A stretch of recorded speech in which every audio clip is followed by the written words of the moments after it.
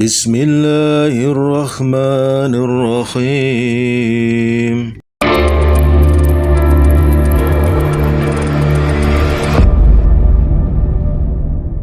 Assalamualaikum warahmatullahi wabarakatuh. Waalaikumsalam warahmatullahi wabarakatuh. Apa kabar Ustadz? Alhamdulillah baik. Sehat ya? Oke. Alhamdulillah sehat. Oke.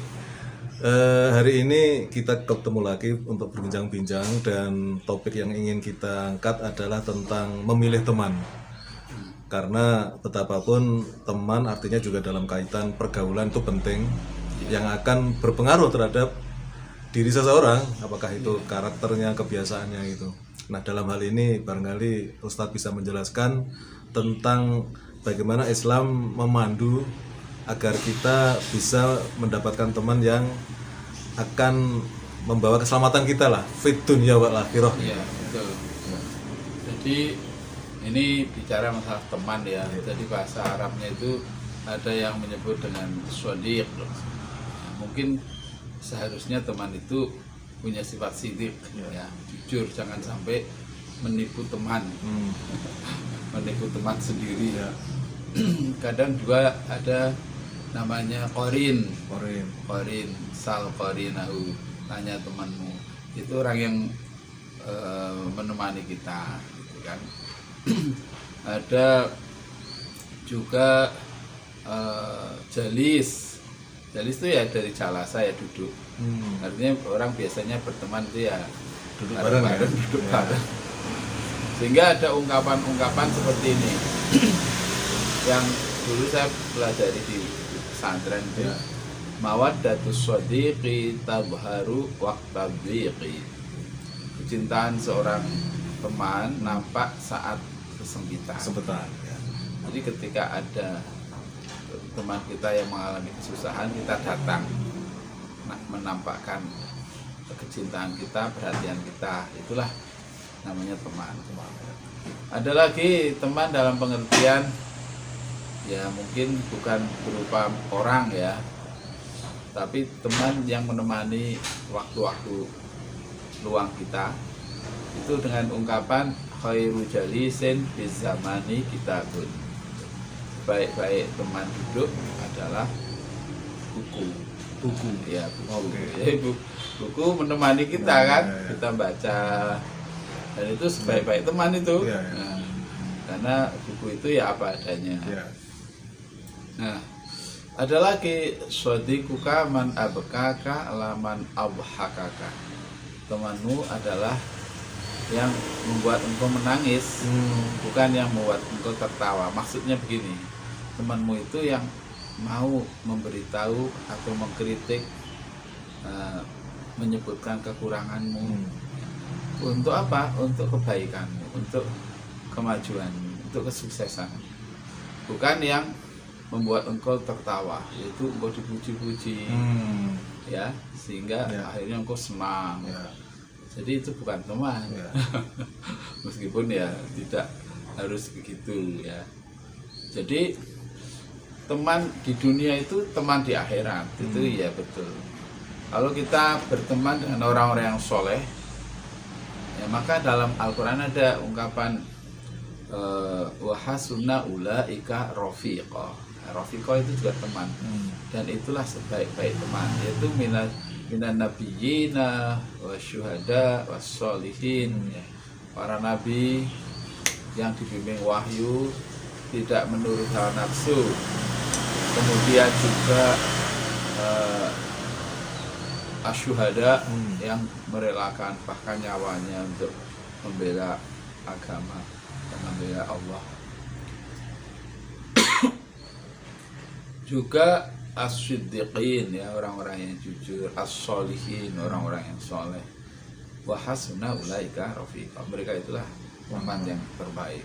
Nah, jadi yang akan menemani kita sepanjang hidup kita, ya pertama, kalau kita sudah dewasa menikah, ya pasangan kita kan. Nah, berarti kita dalam memilih istri atau suami harus betul-betul memperhatikan bagaimana akhlaknya, bagaimana pola pikirnya, ya kan, bagaimana sehari-harinya, bagaimana sikap dia menghadapi misalnya keberuntungan, kegagalan dan sebagainya. Itulah yang akan mempengaruhi atau mulawin kalau bahasa Arabnya itu mewarnai kehidupan kita. Bagaimanapun manusia itu pasti dipengaruhi oleh temannya, meskipun juga dia bisa mempengaruhi, tapi bisa dipengaruhi kan antara satu dengan yang lain dalam interaksi sosial. Itu memang harus betul-betul memilih teman.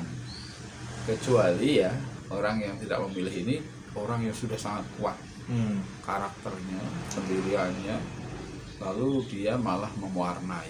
Maka orang-orang yang buruk pun kalau dia temani akan jadi baik begitu. Tapi kalau orangnya bahkan mudah dipengaruhi, ya hati-hati berteman dengan orang-orang yang kurang baik.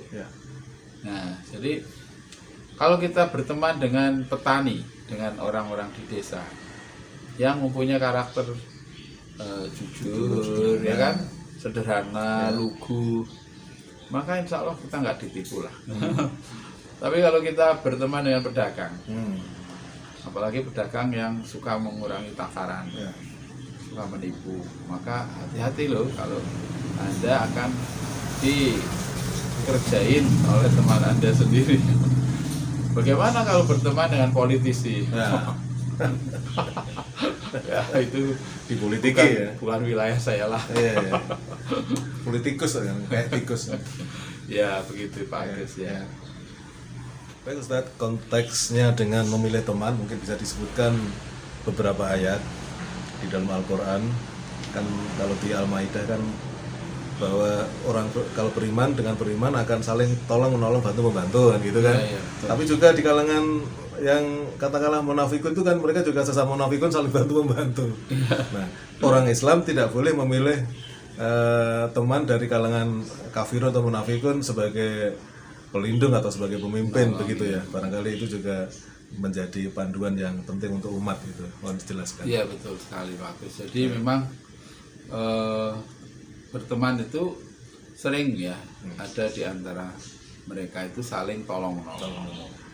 Bahkan bukan hanya tolong menolong dalam pengertian kebaikan, bahkan bisa tolong menolong dalam keburukan ya. Saling melindungi ya. Fenomena tawuran itu kan sebenarnya tidak lepas dari pertemanan. Katanya esprit corps ya. Semangat corps ya. Semangat corps ya istilahnya gitu ya.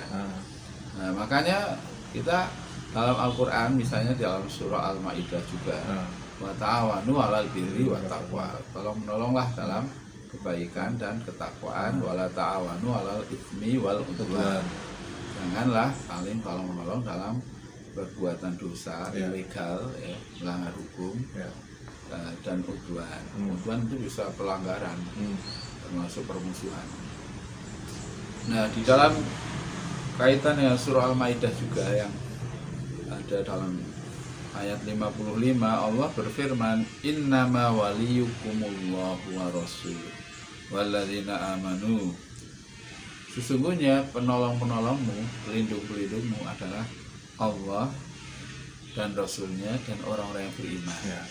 Asumsinya kalau orang-orang yang beriman itu ya orang-orang yang amanah, ya kan? Orang yang beriman juga orang yang amin, jujur, bisa dipercaya. Yaitu alladzina yuqimunas shalah, itu orang-orang yang mendirikan sholat. Yaitu orang yang hubungannya bagus dengan Allah.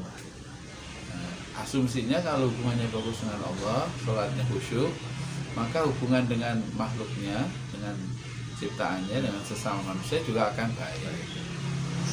Wa yu'tunaz zakat, dan orang-orang yang suka bersedekah, mengeluarkan zakat, artinya mempunyai kepedulian sosial yang tinggi. Wahum raqiun, dan mereka orang-orang yang tunduk, yang rukuk, yang taat, yang tunduk, yang tidak sombong. Nah, inilah surah Al-Maidah 55. Lalu 56, wa may yatawallallahu wa rasulahu walladzina amanu fa inna hizballahi humul ghalibun. Ini penekanan bahwa barang siapa yang mengambil Allah, Rasulnya dan orang yang beriman menjadi penolongnya. Nah, tadi kan orang-orang yang menjadikan Allah sebagai penolongnya. Barang siapa yang menjadikan Allah, Rasulnya, dan orang-orang yang beriman sebagai penolongnya, fa inna hizballah humul ghalibun. Mereka orang-orang yang beruntung. Karena apa? Sesungguhnya Hizbullah. Ini kan ada istilah Hizbullah. Hizbun itu kan sebenarnya kalau diartikan bisa partai, ya kan, atau golongan. Hizbullah kalau diartikan literal ya golongan Allah, partai Allah. Maksudnya orang-orang yang sejalan dengan apa yang Allah telah syariatkan, yaitu mengikuti agama Allah dengan baik. Itulah yang pasti menang. Nah, jadi kebenaran itu pasti menang. Ya. Meskipun boleh jadi saat ini belum menang, ya, tapi pada saatnya pasti akan menang. Kapan itu saatnya? Ya saat yang paling jelas itu nanti di akhirat, ya kan? Orang-orang yang membela kebenaran, membela agama Allah, atau membela Allah. Mungkin ada yang enggak setuju ya dengan Allah kok dibela Allah. Nah, dia tidak mengerti ya. Intan surullah yang surku. Jika kamu menolong Allah, Allah akan menolongmu. Maksudnya apa ya? Menolong tuntunan syariat Allah, ya. Membela agama Allah, membela kebenaran, membela keadilan, membela kejujuran, gitu kan? Ya, membela keberpihakan kepada orang-orang yang dizolimi, yang lemah dan sebagainya, itu kan membela Allah sebenarnya. Maka mereka itu fa inna hizballah humul ghalibun. Itulah Hizbullah, golongan Allah, orang-orang yang berjalan di jalan Allah, itulah orang-orang yang al-ghalibun, orang-orang yang akan meraih kemenangan. Nah, ayat berikutnya itu larangan. Jadi setelah perintah kan, setelah itu larangan. Ya ayyuhalladzina amanu la tattakhidul ladzina takhadhu dinakum huzwa wa la'iba. Ya. Wahai orang yang beriman, jangan engkau menjadikan orang-orang yang menjadikan agamamu, agama Islam sebagai huzuan wa la'iban, sebagai bahan olok-olok dan permainan. Wah, ini saya sangat merasa bagaimana ya kalau agama kok dipermainkan. Siapa itu? Minal ladzina utul kitab min qablikum wal kufar. Itu orang-orang yang telah diberi Alkitab sebelum engkau. Ya, siapa itu? Ya, kita tahulah siapa, ya kan? Dan juga wal kufar, dan orang-orang kafir itu sebagai apa? Sebagai aulia, sebagai pelindung-pelindungmu, teman-temanmu, sebagai penolong. Jangan engkau menjadikan orang-orang yang mengolok-olok agama ini, agama Islam ini, sebagai pelindungmu, sebagai temanmu, sebagai aulia, teman dekatmu. Maka kemudian ditutup dengan wattaqullah in kuntum mu'minin. Bertakwalah kepada Allah jika kalian memang orang-orang yang beriman. Jadi hanyalah orang-orang beriman itu menjadikan orang-orang yang beriman yang lainnya sebagai penolong, bukan orang-orang yang menjadikan agama Islam sebagai bahan tertawaan, bahan ejekan, bahan olokan, termasuk menghina Rasulullah, menghina Al-Quran. Ya, orang-orang yang demikian itu tidak layak menjadi penolong, justru mereka adalah musuh yang nyata. Gitu Pak. Baik, sebagai penutup Ustadz, barangkali tadi di luar sebelum kita on tadi, Ustadz mengatakan bahwa kita punya teman-teman yang sangat dekat, itu istri kita, anak-anak kita. Nah, bagaimana membina teman-teman dekat ini supaya menjadi satu tim yang kompak ini? Iya, betul sekali. Jadi pertama harus menyamakan persepsi, ya kan, menyamakan mindset lah istilahnya, pola berpikir. Kalau kita berbicara mengenai teman hidup seperti istri atau suami, maka kedua-duanya harus mempunyai visi dan misi yang sama. Apa itu tujuan akhir dari kehidupan berumah tangga? Adalah menjaga jangan sampai masuk neraka. Ya. Itu sederhana, tapi butuh sekali namanya kesabaran, perjuangan. tidak serta-merta orang itu baik terus masuk surga begitu kan. Harus ada ilmunya, harus ada namanya pemahaman, ma'rifatullah, ma'rifatul rasul, ma'rifatul din, ya, ma'rifatul halal wal haram dan lain sebagainya, yang itu membutuhkan waktu yang panjang untuk mempelajarinya, menghayatinya, dan kemudian membumikan atau mensosiasikan dalam kehidupan berumah tangga. Apalagi setelah lahir bayi, lahir anak, maka anak ini harus didesain sedemikian rupa, dipersiapkan untuk masa depannya dengan tantangan yang berbeda, tetapi nilai-nilai akidah, ibadah, akhlak harus ditanam sejak dini. Nah, anak-anak ini nantinya ketika kita sudah tua akan menjadi teman kita juga, ya kan?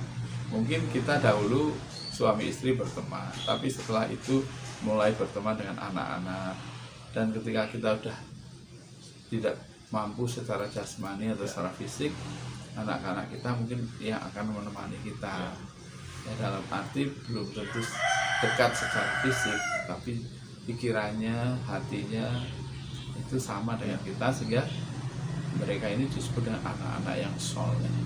Itu anak-anak yang cocok sesuai dengan kita orang tuanya, tapi lebih dari itu adalah sesuai dengan tuntunan ajaran agama kita yang kita jadikan sebagai pegangan atau tuntunan oleh orang tuanya dan juga anak keturunannya, seperti itu. Baik Ustadz, terima kasih, luar biasa penjelasan tentang kecerdasan kita di dalam memilih teman ini yang memang harus kita jeli, kita waspadai. Mudah-mudahan dengan demikian kita semua selamat di dalam memilih teman ini, baik di dunia maupun di akhirat. Amin. Assalamualaikum warahmatullahi wabarakatuh. Waalaikumsalam warahmatullahi wabarakatuh.